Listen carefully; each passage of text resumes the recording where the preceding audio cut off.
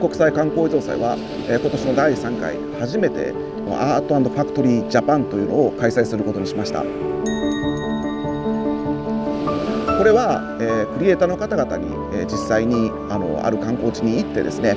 そこで3日間か4日間それぐらいの日数で映像を撮る、それをコンテストという形で開催するというものです。で今年選んだ場所は、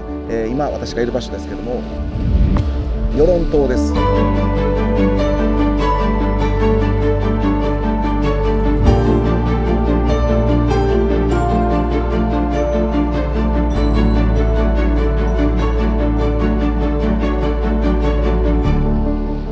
与論島の方にクリエイターの方々に来ていただきまして、この地域が持っている課題、それを観光映像と考える、また観光映像自体の問題も僕たちは考えたいと思っています。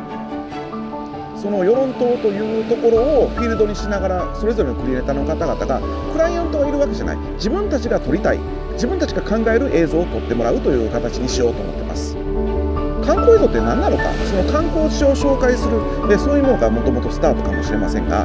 観光というのは地域のためにある、地域の人々を幸せにするためにあります。で、旅をする人たちの幸せ、そして今回の与論島というのはもちろん観光の島なんですけども、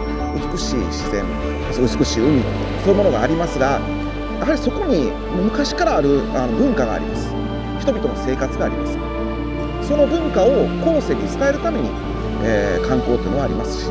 また私たちの日本国際観光映像祭もそういうものに役立つ観光映像を見つけていって世界に発信する、そのお手伝いをしていきたいと思います。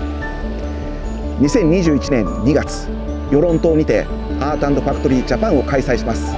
どんな映像が出てくるのか、ぜひ皆さん楽しみにしておいてください。